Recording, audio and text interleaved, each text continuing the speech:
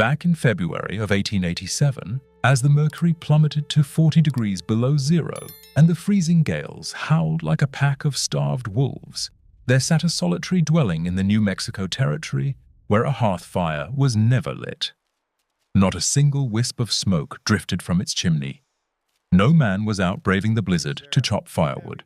Yet, deep within those walls, a pair of children slumbered soundly while their mother sat stitching garments beside a glass pane, fogged up from the indoor warmth. Meanwhile, out in the bitter cold, the wealthiest households in the county were busy tossing their last remaining pieces of furniture into the flames just to keep from freezing to death. This recounts the tale of how a penniless, disrespected widow buried lengths of scrap metal into the dirt and ultimately rescued the very folks who had branded her insane.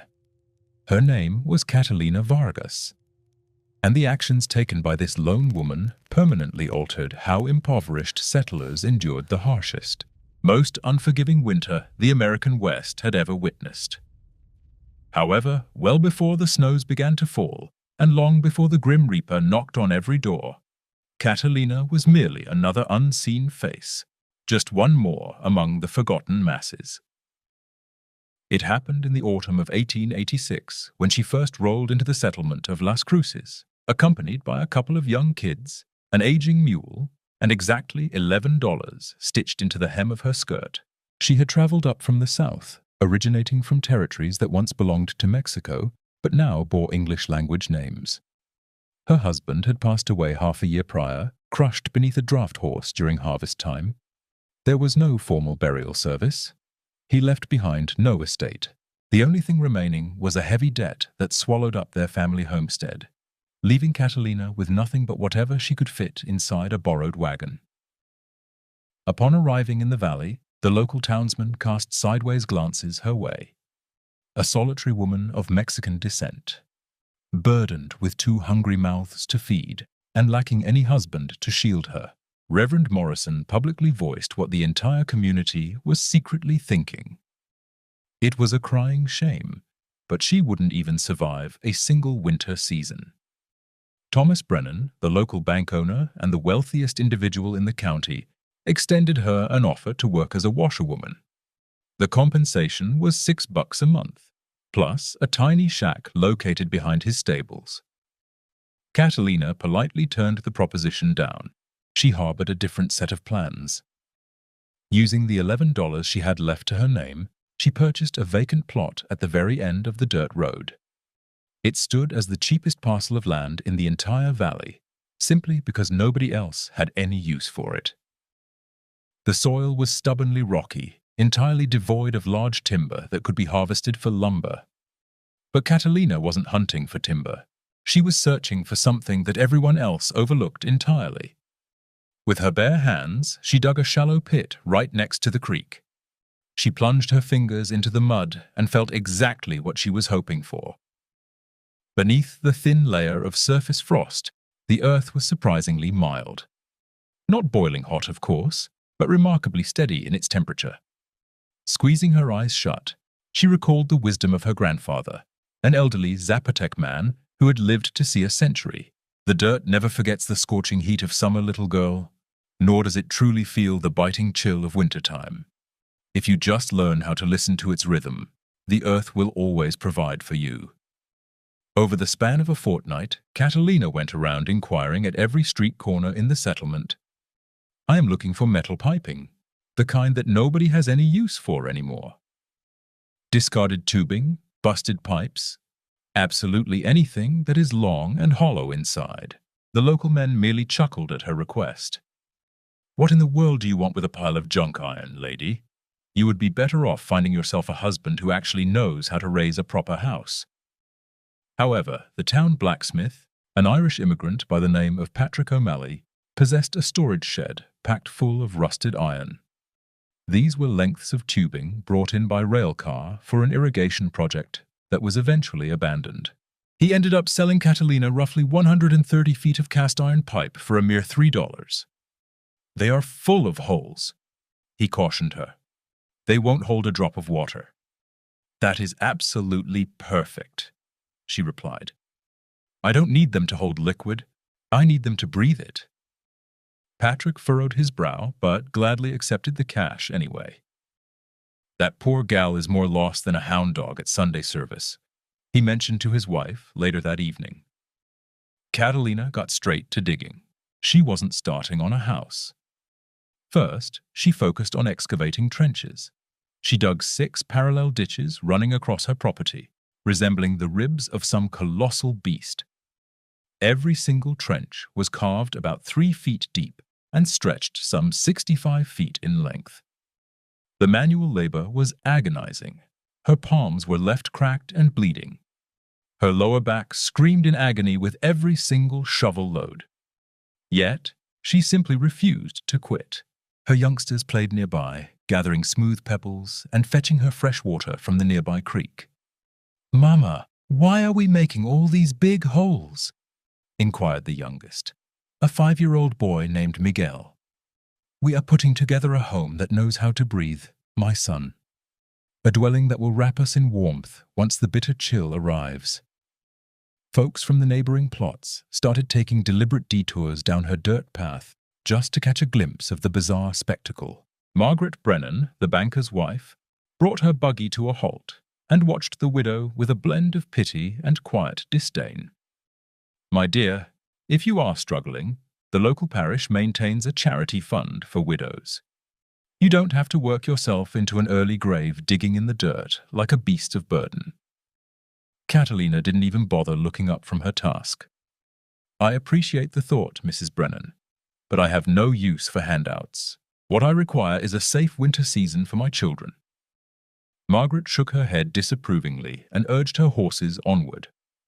Later that night, over supper, she filled her husband in about the crazy Mexican gal who was busy burying trash out in her yard. Thomas Brennan let out a hearty laugh. "Just leave her be. She will figure it out the hard way. By the time December rolls around, she will come crawling back to beg for a job." But Catalina never asked for a dime. She linked the iron pipes together into extended segments, sealing the joints tight using mud mixed with horsehair, a method her grandpa utilized to patch up old earthenware jugs. She laid each continuous tube down at the bottom of her trenches, making absolutely certain they sat perfectly straight and completely level. After that, she meticulously merged them all into a single air intake and one unified exhaust point. The intake was situated on the north-facing side of her tiny shack, an 8-inch rectangular gap positioned directly against the prevailing gusts. The exit vent surfaced right inside the living space, positioned directly beneath the spot where she planned to build her bed. In between those 2 points, the plumbing ran deep underground, winding through the 6 deep ditches before finally breaking the surface again. The third local to mock her efforts was Captain James Rutherford, a Civil War veteran who had settled down in the valley armed with a handsome military pension. He had erected a grand 2-story residence equipped with a fancy cast-iron parlor stove, shipped all the way from Boston. When he spotted Catalina backfilling her ditches with dirt, he simply couldn't hold his tongue. "Ma'am, I am not sure what they told you down in Mexico, but up here in civilized territory, homes require a roaring fire. Not some kind of witchcraft." Catalina tamped down the very last shovelful of soil before bothering to reply. "Captain, with all due respect, this has nothing to do with magic. It is purely a matter of physics. The freezing air is going to get pulled right into those pipes, but before it ever reaches my living room, it has to travel some 65 feet beneath the topsoil. And way down there, where your eyes cannot reach, the ground stays at a steady 60 degrees Fahrenheit all year round. That bitter breeze will warm up significantly long before it enters. And during the blistering summers, the scorching air will cool down in the exact same manner. I have absolutely no need to burn a single log. I just have to sit back and let the earth perform its natural duty." Rutherford stared at her as though she were speaking in tongues. Simply fantastic. A lowly peasant woman who fancies she understands thermodynamics. "I will give you 2 weeks tops before you are banging on my front door begging to borrow some firewood." However, Catalina never came knocking on a single door. For another month and a half, she focused entirely on erecting her cabin. Lacking the funds to purchase quality lumber, she resorted to using adobe brick.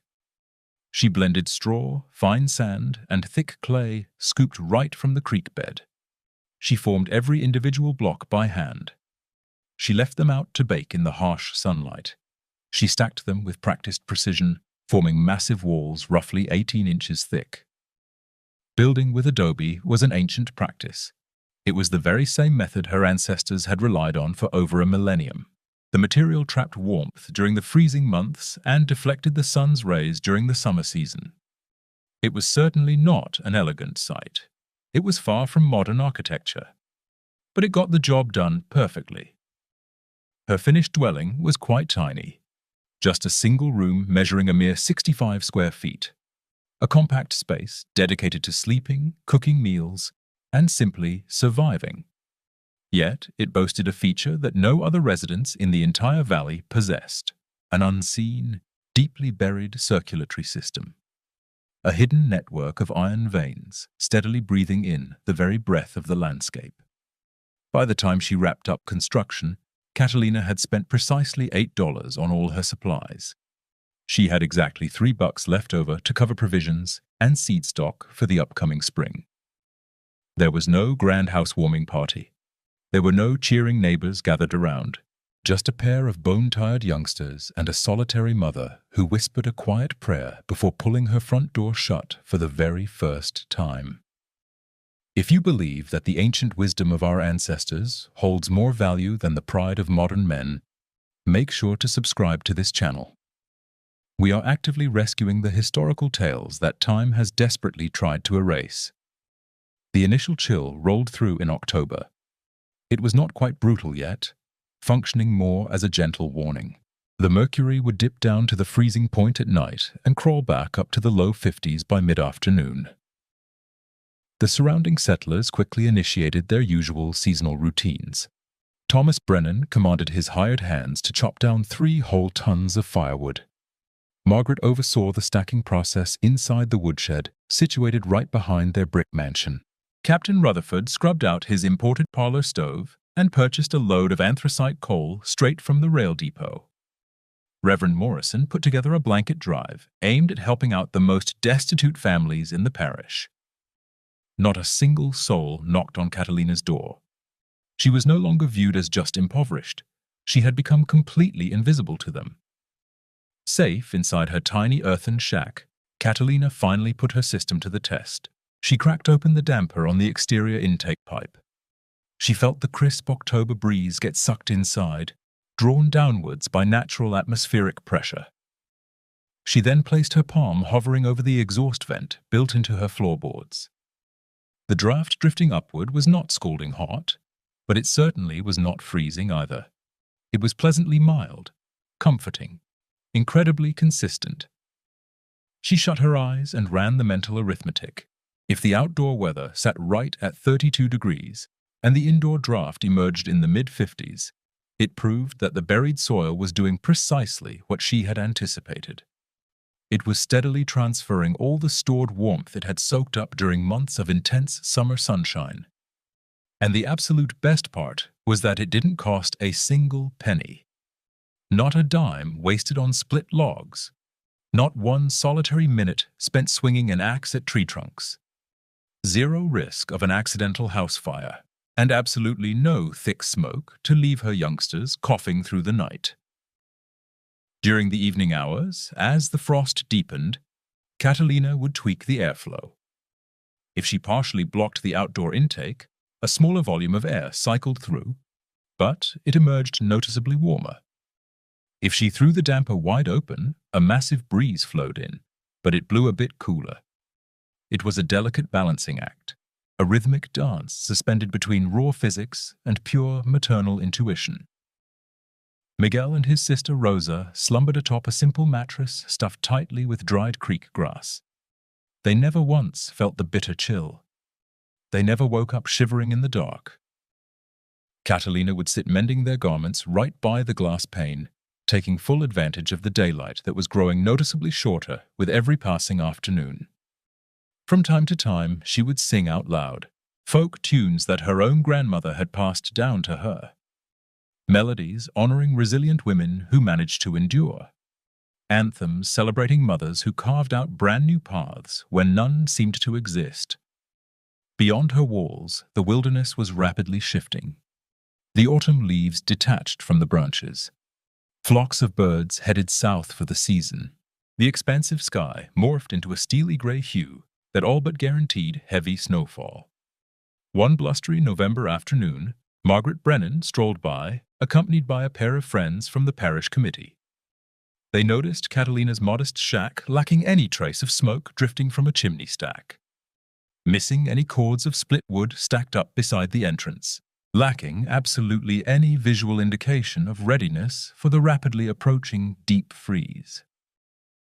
"That poor unfortunate soul," one of the committee ladies whispered softly. "She is going to freeze to death right alongside those little ones. We really ought to do something about it." Margaret simply shook her head in dismissal. "I already extended her a lifeline." She threw it right back in my face. "You simply cannot rescue a person who has no desire to be saved. Certain folks just have to learn their lessons through sheer misery." The truth was, Catalina was not suffering in the slightest. She was quietly flourishing. Utilizing her final $3, she procured batches of winter crop seeds. She sowed lettuce heads and root carrots inside a makeshift greenhouse patched together using discarded timber and heavy waxed canvas. The steady exhaust warmth venting out from her cabin's underground tubes kept the small enclosure balmy enough for her greens to sprout, even as the topsoil outdoors began locking up with frost. Her children dined on crisp, fresh vegetables, while her wealthy neighbors were forced to chew on salted meats and stale loaves of bread.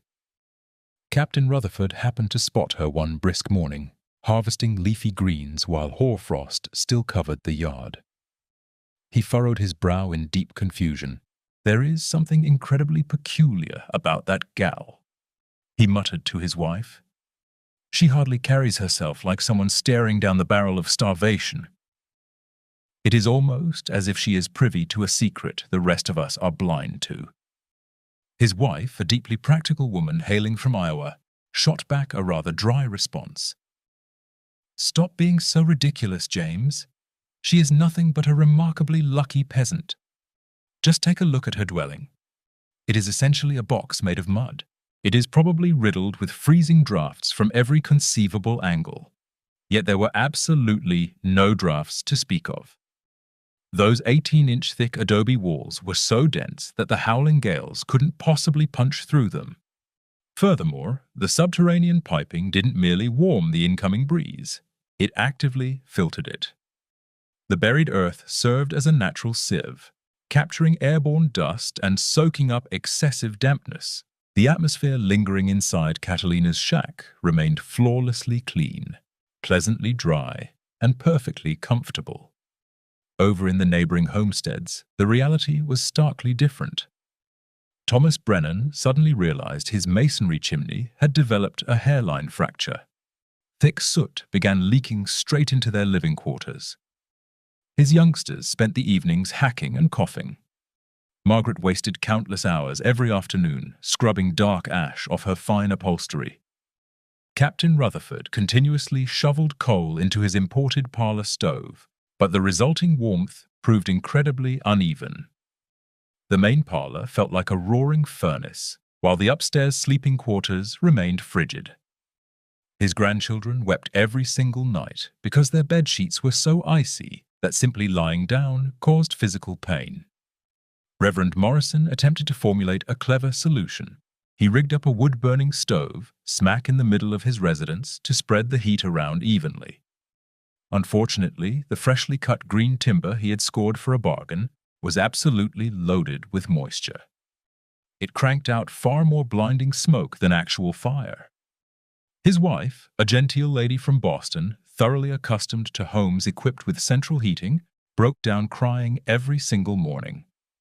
"I simply cannot take this anymore," she would tell him. "My throat is raw from breathing in all this ash. My eyes are constantly stinging." This is absolutely no way for civilized folks to live. In spite of all that, nobody bothered to ask questions. Not one person went knocking on the door of the quiet little shack at the edge of town, the very dwelling completely devoid of thick smoke.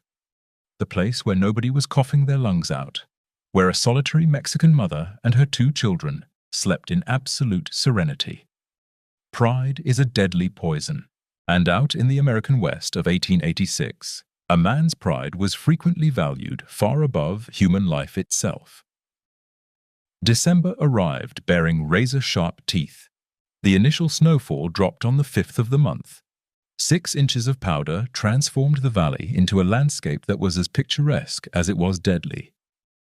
Dirt trails vanished completely. Wagons became hopelessly bogged down. Livestock scrambled for any available shelter to escape the relentless northern gales. Thomas Brennan found himself burning through roughly 45 pounds of chopped wood every single day. His massive 3-ton stockpile was dwindling far quicker than he had ever anticipated. He crunched the numbers. If the freezing season dragged on until March, as it typically did, he would completely run out of fuel by February. He ordered his hired hands back out to fell more timber, but the trunks were frozen solid. Heavy axe blades simply bounced right off the bark. The exhausted men trudged back to the property, hauling only half of what was expected. Captain Rutherford soon realized his premium anthracite coal generated a fierce but incredibly short-lived blaze. Every bucket load was completely consumed in a mere 3 hours. At that rate, he figured he would end up blowing more cash on heating fuel than on actual groceries. His stubborn pride absolutely forbid him from pivoting to a new strategy. He had spent months bragging to anyone who would listen about his fancy Boston parlor stove. He certainly couldn't swallow his pride now to admit it was terribly inefficient. Reverend Morrison fell terribly ill. A hacking, deep-chested cough left his entire torso trembling. The local physician diagnosed him with severe bronchitis, brought on directly by breathing in the fumes of unseasoned firewood. The medical prescription called for strict bed rest and plenty of fresh air. Yet, locating clean air inside a residence where the hearth fire roared endlessly was an impossible task. Then, on the 10th of December, an unexpected visitor showed up. Patrick O'Malley, the very blacksmith who had offloaded those iron pipes to Catalina, trekked over to her shack one late afternoon. He brought along a bundle of beef jerky as a humble offering. He claimed he had simply dropped by to check on how they were weathering the bitter cold. Truthfully, his own burning curiosity was eating him alive. Catalina graciously motioned for him to step inside. Patrick hesitated for a moment right at the threshold. The atmosphere inside the dwelling felt downright impossible. It was genuinely warm. It wasn't that stifling, suffocating heat like back at his own place where the iron stove raged all day. This was a gentle, soothing warmth, perfectly even throughout the room. It felt as though the very earthen walls were radiating a quiet heat. He glanced around the cramped room, hunting for the source. There was absolutely no stove in sight, no roaring fireplace to be found. There was merely a modest gap set into the floorboards, pushing out a steady breeze of temperate air. He dropped to his knees and hovered his palm right over the gentle updraft. "It feels warm," he muttered under his breath. "Where on earth is this coming from?" Catalina cracked a knowing smile. "Straight from the dirt itself, Mr. O'Malley. From the exact place it has always been hiding. All I had to do was politely ask for permission to borrow it." Patrick lingered inside for a solid hour. Catalina mapped out the entire intricate setup for him. The rusted tubing he had peddled to her. The 3-foot-deep trenches where the subterranean dirt maintained a steady climate. The core concept of thermal exchange that her grandpa had broken down for her using plain language. "The ground beneath our feet is just like a massive kettle of hot water," the elderly Zapotec man had explained. "It never reaches a boiling point, but it never completely freezes over either. If you figure out how to handle it without getting burned, it will sustain you indefinitely." Patrick shook his head, completely awestruck. I have laid the brickwork for hundreds of chimneys during my lifetime. I have hooked up parlor stoves in practically half the homesteads across this territory. Yet it never once crossed my mind that the ultimate answer was buried right under our boot soles. The moment he stepped back outside, the freezing gale punched him like a physical fist. The stark difference was absolutely punishing. Inside, it was hovering around a comfortable 60 degrees Fahrenheit. Outdoors, the temperature sat at 10 degrees below zero and was plunging fast. He marched all the way back to his smithing shop in complete silence. That evening, he refused to breathe a word about what he had witnessed to anyone else. A gut feeling told him the rest of the townsfolk simply weren't prepared to swallow that truth just yet. A man's pride, when you get down to it, is entirely deaf. The second major snowstorm rolled into the valley by the 15th of December. This time around, a solid foot of snow piled up. Timber rooftops started groaning audibly beneath the mounting pressure. Thomas Brennan hired a crew of 3 laborers to climb atop his house and shovel away the heavy drifts. He compensated each of them with a shiny silver dollar. It was cash that physically hurt him to part with. Funds that his wife fiercely argued over every single night. "We are burning through more money than the bank brought in all autumn long, Thomas. If things keep heading south, we will be forced to auction off acreage just to survive until spring thaw." Captain Rutherford began strictly rationing his coal reserves. He only sparked the parlor stove for 4 hours at daybreak and another 4 hours come nightfall. For the remainder of the day, his household sat shivering, bundled up beneath every quilt they owned. His grandkids completely stopped running around playing. They merely huddled right beside the dead iron stove, desperately waiting for the next brief window of warmth. Over in Catalina's adobe shack, her youngsters happily played right on the floorboards, completely barefoot. Miguel stacked up little towers using smooth creek pebbles. Rosa sketched out drawings on scrap timber using a chunk of charcoal. Catalina was busy weaving a brand new blanket using fleece she had purchased from a local sheepherder. She wasn't knitting the quilt to fight off the freezing weather. She was making it to sell at the market once springtime finally arrived. The third blizzard slammed them on the 22nd of December. Almost 16 inches of fresh powder dumped from the sky. The howling gales whipped so fiercely that they ripped the wooden shutters right off Reverend Morrison's home. His wife sobbed straight through until dawn. She didn't weep over the broken woodwork, but rather over her husband's violent hacking. The preacher was coughing up dark, soot-stained phlegm. The town doctor paid him another house call. His medical assessment turned far more grim this time. If he doesn't stop inhaling these toxic fumes immediately, he is going to come down with full-blown pneumonia. And let me be clear, Reverend, pneumonia puts half the men in your age bracket squarely into the grave. Yet what on earth was the clergyman supposed to do? Ceasing his hearth fires meant freezing to death in his own bed. Continuing to burn that green timber meant dying from smoke inhalation. There was absolutely no middle ground, or so he firmly believed. On Christmas Eve, Margaret Brennan hosted a holiday supper for the most prominent households in the settlement. 13 guests sat crammed tightly inside her parlor, huddled dangerously close to the hearth. They dined on roasted goose and mashed potatoes. They sipped fine vintage wine that Thomas had hoarded specifically for rare celebrations. Yet not a single person felt truly comfortable. The blaze was scorching hot on one side of the room, while the opposite corners remained bitterly cold. Noxious fumes kept seeping inward because the masonry fracture had grown significantly worse. The invited guests politely muffled their coughs between mouthfuls of supper. Somebody happened to bring up the Mexican widow living way down at the end of the dirt road. The crazy gal who had cobbled together that bizarre dwelling lacking any chimney stack. Margaret let out a bitter, cynical laugh. I would wager my last dollar that the poor wretch is enduring the most miserable Christmas of her entire existence. She is likely tossing her own bed frame into the fire right now, just to avoid turning to ice. Out in that earthen shack, however, Catalina and her youngsters were happily belting out holiday carols.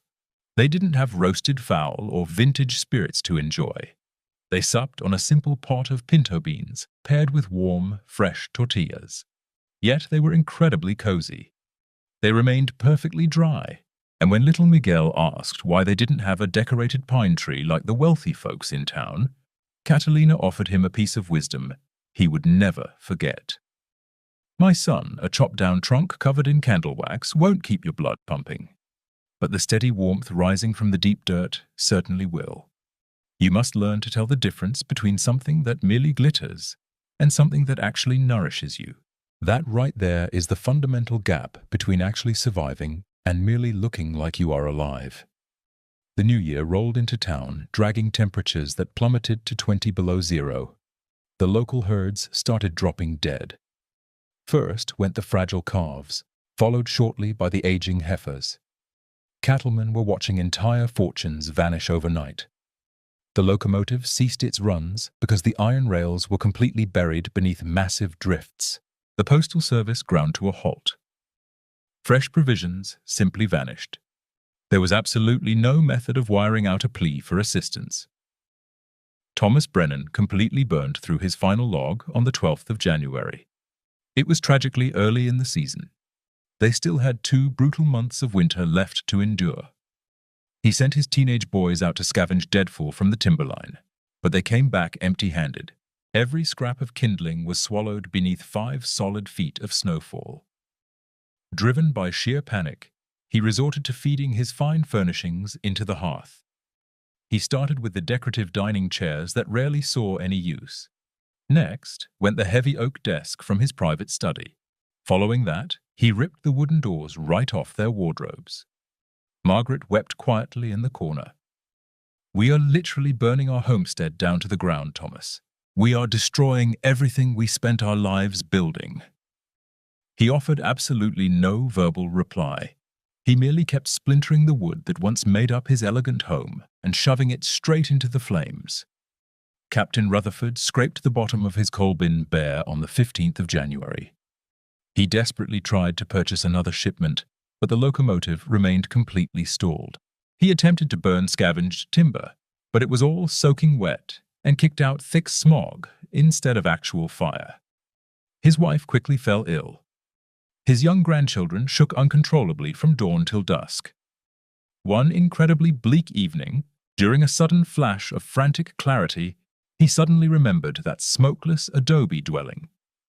The tiny shack that never had a single cord of split logs stacked by the door.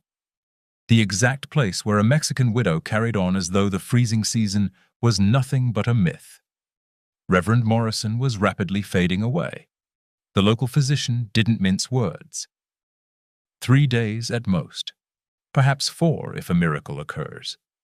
His lungs are completely ravaged. There is absolutely nothing left in my medical bag to save him. His grieving wife prayed out loud, but her desperate pleas merely bounced off the soot-stained parlor walls. And right then, the absolute worst-case scenario finally hit. The Great Blizzard of 1887 kicked off on the 21st of January, right around 3 o'clock in the afternoon. The afternoon sky shifted to a terrifying, pitch-black hue. The gale-force winds screamed with a raw fury that no living settler had ever experienced before. The powder wasn't simply drifting downward. It was getting blasted horizontally, flying through the air like millions of tiny white daggers. The mercury crashed straight down to 40 below zero. Then it sank to 45 below, before finally bottoming out around a staggering 50 below zero. Out in the pastures, livestock dropped dead while standing upright, flash frozen right where they stood. Glass window panes shattered inward under the sheer atmospheric pressure of the squall. Timber roof lines caved in completely beneath the crushing weight of the endless snowfall. It felt exactly like the end of days, a pure, blinding white apocalypse. Mother Nature's final judgment raining down upon men who foolishly believed they could conquer the wild with fat wallets and massive egos. Over at the Brennan estate, the hearth fire finally sputtered out completely. There were no more parlor chairs left to sacrifice. Not a single wooden door remained attached to its hinges. Margaret swaddled her boys inside every quilt, every torn drape, and every winter coat she could scavenge. Yet it simply wasn't enough to fight off the chill. The bitter draft knifed through every microscopic gap in the masonry, slithering beneath every single floorboard. Their own exhaled breath literally crystallized midair. Fingertips were rapidly turning a sickly shade of blue. Thomas realized with an absolutely crushing clarity that his entire family was going to perish before dawn broke. Over at Captain Rutherford's grand residence, the circumstances were equally grim. Lacking coal, entirely out of seasoned logs, and possessing absolutely no method to spark a warming flame. His youngest grandson, a little boy of 3, abruptly stopped shivering altogether. That was an incredibly bad sign. Catastrophically bad. Once a human body ceases its trembling, it means the internal furnace is throwing in the towel. It means the Grim Reaper is mere minutes away from claiming a soul. Reverend Morrison lay completely unresponsive upon his mattress. His sobbing wife gripped his icy fingers tightly, whispering feverish prayers that no longer made a lick of sense. Forgive our foolish souls, Lord, for our towering arrogance. Pardon us for ever believing we were somehow mightier than your mighty creation. Right around 9 in the evening, Thomas Brennan made the single toughest choice of his entire existence. He tightly wrapped his wife and kids inside their remaining heavy blankets. He forced the front door open against a violent gale that practically ripped the timber right off its hinges, and he started marching forward, trudging a mere 300 feet that felt more like 100 grueling miles, heading straight toward the only remaining dwelling in the entire settlement that he knew held a pocket of warmth. That humble earthen shack sitting quietly at the end of the dirt road. Captain Rutherford stumbled up to the exact same spot about 10 minutes later. He was desperately clutching his dying grandson tight against his breastbone. Trailing right behind him were his grown daughter and son-in-law, swaying dangerously through the blinding whiteout. The clergyman's wife appeared all on her own, fiercely dragging a makeshift sled that carried her husband bundled up like a deceased corpse. The entire desperate group banged on the heavy wooden door simultaneously. Frantic, heavy pounding. Cries for mercy completely drowned out by the roaring blizzard. And then the heavy door slowly swung inward. The gentle golden lamplight spilling out into the freezing darkness felt exactly like watching the gates of heaven crack wide open. Catalina stood right there in the doorway, barefoot, clad in a plain cotton dress. Standing safely behind her, her 2 youngsters peered out with wide, terrified eyes. And glowing right behind the children was the incredibly mild radiance of a living space where genuine warmth thrived without the slightest need for a roaring fire. "Hurry up and step inside," Catalina instructed them. "Pull the door shut quickly. Do not let our precious heat bleed out into the storm." They all stumbled blindly across the threshold. Suddenly, there were 13 souls crammed inside a tiny room built strictly for 3. Yet not a single person uttered a complaint. The shocking difference between the freezing purgatory outdoors and the balmy sanctuary inside was so incredibly intense that several of the adults instantly broke down weeping. Captain Rutherford's freezing grandson was gently laid directly above the floorboard vent pumping out the tempered draft.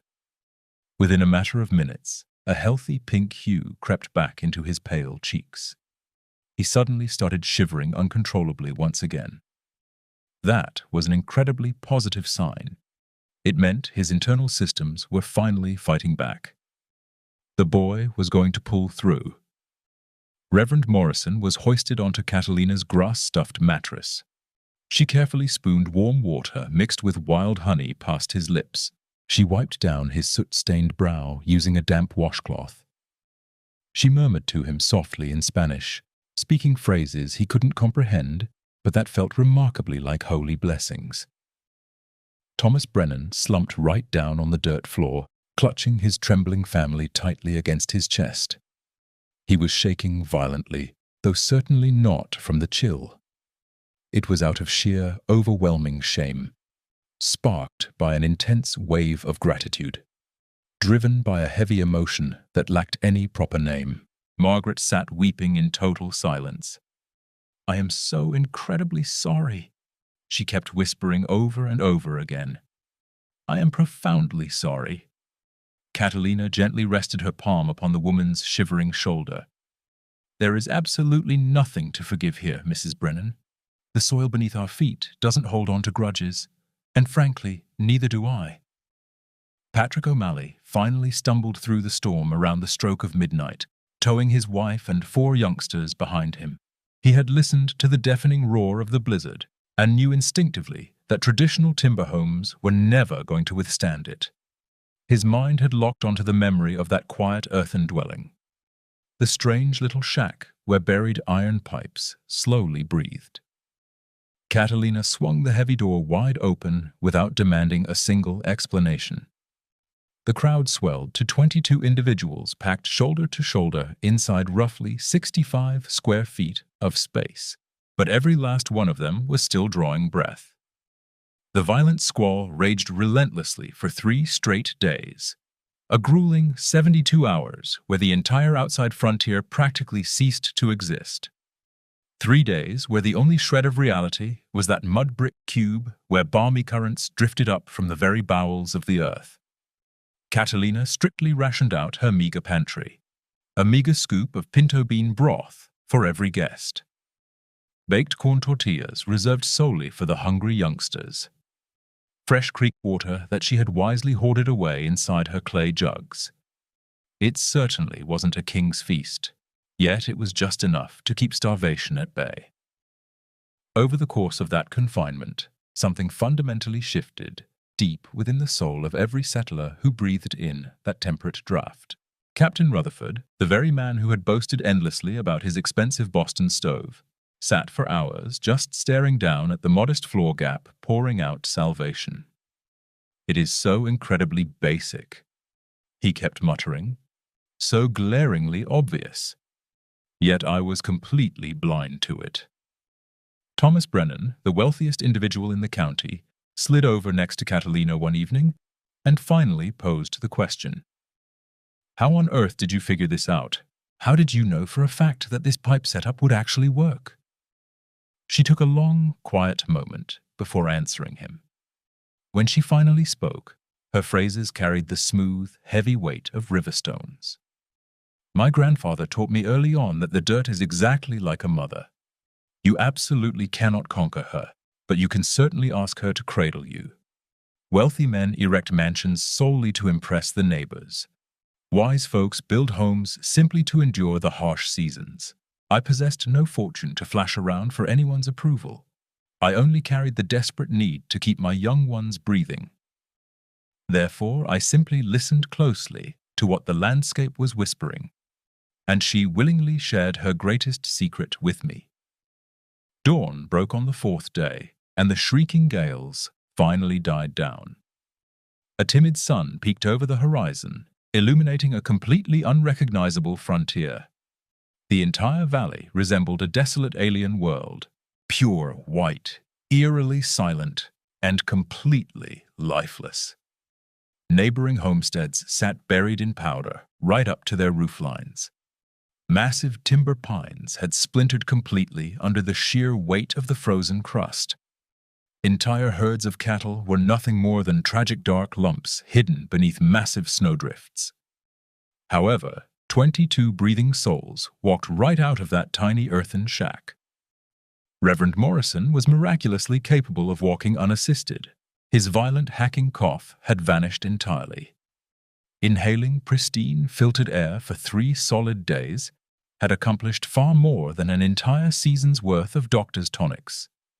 The captain's little grandson was already giggling and chasing after Miguel and Rosa in the snow. Margaret Brennan threw her arms tightly around Catalina before departing for her own property. "I am entirely out of words," she sobbed into her shoulder. There simply aren't enough phrases in the dictionary to thank you. Catalina merely offered a gentle smile. I don't require any grand speeches, Mrs. Brennan. All I ask is that you keep this lesson fresh in your memory. That whenever you are forced to choose between looking wealthy and acting wise, you pick wisdom. Every single time. Throughout the ensuing weeks, the shaken settlement dug graves for its fallen. 17 unfortunate souls had perished over the course of the Great Blizzard, elderly pioneers, fragile toddlers, and solitary bachelors who resided in poorly insulated shanties. Entire family units who simply ran out of burnable fuel and desperate options. 17 vibrant lives that might still be walking the earth today if someone had only shared the hidden knowledge that Catalina possessed. Thomas Brennan never cracked another arrogant joke at anyone's expense. Once the April thaw rolled around, he hired Patrick O'Malley to trench out a subterranean pipe network upon his own estate. It wasn't an exact replica, since his sprawling mansion demanded far more heavy iron tubing, but the core mechanics remained absolutely identical, relying on the deep soil as an unwavering source of natural heat, treating harsh physics as a trusted partner rather than a bitter adversary. Captain Rutherford eventually penned a lengthy editorial for the regional newspaper. He titled the piece, "The Wisdom of the Forgotten Folks." Within its columns, he outlined Catalina's earthen setup in great detail, intentionally leaving her name out because she had specifically requested anonymity. "I have zero interest in minor celebrity," she had told him plainly. "I just want struggling families to learn a better way. That is my only desire." The article was soon circulated among educated engineers up in Denver. It was studied heavily by masonry architects operating out of Santa Fe, and read aloud by impoverished dirt farmers struggling across Montana and Wyoming. A fair number of them attempted to replicate the trick. Not every single homesteader found success, given that the method heavily relied on understanding the specific local dirt, the precise frost line depth, and proper atmospheric drafts. Yet the pioneers who executed it perfectly never felt a drop of fear over the freezing months ever again. Margaret Brennan evolved into one of Catalina's closest companions. She routinely hauled sacks of milled flour and refined sugar down the dirt road for her. In return, Catalina taught the wealthy woman how to press corn tortillas by hand and weave heavy quilts using her homemade wooden loom. An incredibly unlikely bond forged between two women who had once stood miles apart, divided bitterly by social rank, heritage, and foolish pride. Reverend Morrison ended up delivering a Sunday sermon that gained legendary status across the entire territory. He officially dubbed it "The Bitter Lessons of Wintertime." He spoke passionately regarding the vital importance of raw humility, about the absolute necessity of leaning in to listen to those whom society casts aside as worthless. He preached about how the Almighty frequently buries His greatest wisdom in the exact spots we least expect to uncover it, deep within the heavily calloused palms of a solitary Mexican widow, woven into the fond memories of an ancient Zapotec grandfather, hidden away inside lengths of rusted scrap iron that no other man deemed valuable. His wooden chapel was packed wall to wall every single Sabbath for over a solid year. Patrick O'Malley permanently abandoned his lucrative chimney and iron stove business. He pivoted to specializing exclusively in digging passive earth tube networks. By the time 1888 drew to a close, he had successfully trenched out 37 separate rigs stretching across the region. Naturally, some iterations performed far better than others. A handful required serious mechanical tweaking. Yet every single one of them operated upon the exact same bedrock principle. The ground beneath your boots is your greatest ally. Just take the time to learn its native tongue. Catalina survived long enough to see her 84th birthday. She never dipped back into desperate poverty, though she certainly never amassed a grand fortune either. Neighboring pioneers gladly compensated her for engineering consultations. They would arrive clutching hastily drawn floor plans, and she would map out precisely where to dig, what trench depth to utilize, and exactly how to angle the intake vents. She charged a remarkably modest fee for her expertise. More often than not, she simply bartered her advice for fresh groceries or sturdy farm tools. Her genuine fortune was something entirely unbankable. It was the heavy weight of profound community respect, the quiet, reverent acknowledgement shining in the eyes of the exact same folks who had once branded her a lunatic. Her two youngsters blossomed into incredibly sturdy adults. Miguel pursued an education to become a professional civil engineer. He attended a proper university out in California before returning to his home territory, dedicating his career to drafting irrigation networks for isolated farming settlements. Rosa eventually wed a local schoolmaster and established an academy where she educated frontier children in both English and Spanish alike. They both frequently recounted the legendary tale of their resilient mother, the determined woman who buried junk pipes in her dirt yard while catching endless mockery, the clever pioneer whose shack remained remarkably balmy without sacrificing a single splinter of firewood, the compassionate soul who ultimately rescued the very neighbors who had treated her with utter contempt. Catalina passed away peacefully in her sleep during the deep winter of 1911. Outside her window, a soft powder drifted gently down from the heavens. Safe inside, a steady warmth continued to roll upward from the exact same iron pipes she had trenched into the soil a quarter-century prior. The system still functioned flawlessly. They were still steadily drawing in the rhythmic breath of the landscape. At her funeral, every single storefront in the valley shuttered its doors for the afternoon. Hundreds upon hundreds of locals marched through knee-deep drifts just to bid their final farewells. Not because she possessed any glamorous fame, but rather because she possessed an unmatched wisdom, and because she had forcefully taught them that quiet humility should never be mistaken for weakness. It is, in fact, the absolute pinnacle of human intelligence. Thomas Brennan, now a frail and elderly gentleman, stepped up to deliver a few words graveside. Catalina Vargas taught me that erecting a homestead isn't about bragging to the world about how much silver you hold. It is strictly about putting a protective shield around the folks you hold dear. She forced me to realize that the wilderness is not an enemy meant to be violently conquered. It is a living entity that demands to be listened to. Furthermore, she proved that the most priceless knowledge on earth frequently flows from the exact individuals we are quickest to dismiss. May you rest in eternal peace, you brilliantly wise woman. Rest easy, holding the knowledge that your lasting legacy wasn't built out of stacked masonry or fancy lumber. It is forged entirely out of rescued lives and shattered vanity. Flash forward to the present day, over 130 years later, and that subterranean pipe network Catalina threw together is officially recognized as passive geothermal exchange, or simply earth tubes.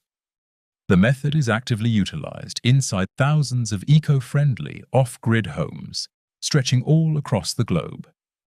Highly educated engineers bearing doctoral degrees routinely draft complex mathematical equations just to measure its exact thermal efficiency. Contemporary architectural firms proudly integrate the concept into their most cutting-edge, avant-garde blueprints. Nevertheless, the fundamental essence remains totally unchanged. The soil, sitting roughly 3 feet beneath the topsoil, always clings to an unwavering, steady climate. Any draft pulled through tubing buried at that specific depth is naturally warmed through the freezing months and naturally chilled during the scorching summers. Incredibly basic physics, deeply ancient wisdom, a phenomenally powerful outcome. Catalina certainly didn't write the rulebook on thermodynamics. She merely dusted off the practical knowledge that her grandpa had passed down to her. The truth that the natural world isn't an adversary as long as you bother to learn its native tongue. The fact that raw survival doesn't mandate a massive bank account, but rather a keen sense of observation. And that genuine power isn't found in bending the frontier to your will, but rather in working in quiet harmony right alongside it. Historical accounts, like the saga of Catalina Vargas, serve to remind us all that profound humility and sharp observation are worth far more than their weight in gold bars. They remind us that the indigenous tribes, The dirt farmers and the easily discarded souls frequently carry heavy loads of ancient wisdom that modern civilization has carelessly misplaced. They stand as a testament that before we arrogantly mock a neighbor for approaching a problem from a strange angle, we really ought to pause and ask exactly why they are doing it that way. Simply because maybe, just maybe, they possess the vision to see something brilliant that we are entirely blind to. If this incredible tale of frontier justice tugged at your heartstrings, if it forced you to reflect on every time you passed quick judgment on someone merely for being different, be sure to drop a like and share this video with someone who desperately needs to hear that a better path exists. A trail where quiet wisdom ultimately conquers loud arrogance, where the meek and humble secure a massive victory over the vain and boastful, where a solitary, penniless mother, armed with nothing but rusted iron pipes, manages to rescue an entire snowbound valley. Because when all is said and done, the earth always claims the final victory. And those wise enough to learn how to listen to its rhythm will inevitably share in that triumph.